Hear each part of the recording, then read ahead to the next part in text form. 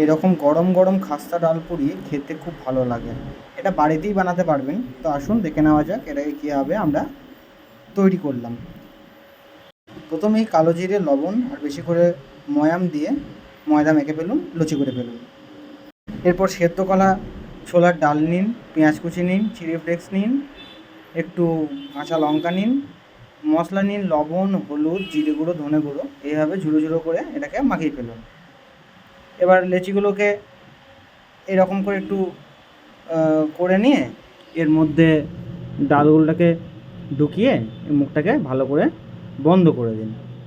আর এইদিকে আমাদের আর একটা রেসিপি হচ্ছে চানা মশলা। এটা কীভাবে করতে হয় আমি আগে দেখিয়েছি, তো ডেসক্রিপশন বক্সে লিঙ্কটা দিয়ে দেবো, আপনারা চাইলে দেখে নিতে পারেন। তো এইভাবে আমাদের এটা এইভাবে বেলে নেওয়া হচ্ছে, একদম ডালপুরি যেরকম হয় ওই রকম সাইজেরই ভালো করে বেলে নেওয়া হলো। এরপরে কড়াইয়ে তেল দেওয়া হলো।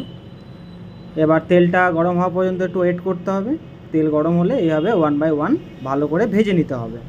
আপনারা দেখতে থাকুন কীভাবে ভাজাটা হচ্ছে।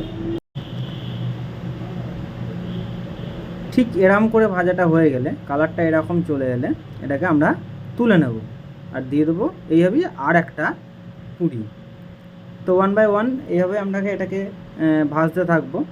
তো ভাজা হয়ে গেলে এটাকে আমরা একটা জায়গায় তুলে নেব। তো আমাদের ভিডিওটা যদি আপনাদের ভালো লেগে থাকে অবশ্যই একটা লাইক করে যাবেন, কিছু মতামত থাকলে কমেন্ট করে জানাবেন, এবং আমাদের ভিডিওতে জুড়ে থাকার জন্য আপনাদের সকলকে অনেক অনেক ধন্যবাদ। তো আমরা এভাবেই আজকে একটা রেসিপি আপনাদের সাথে শেয়ার করলাম।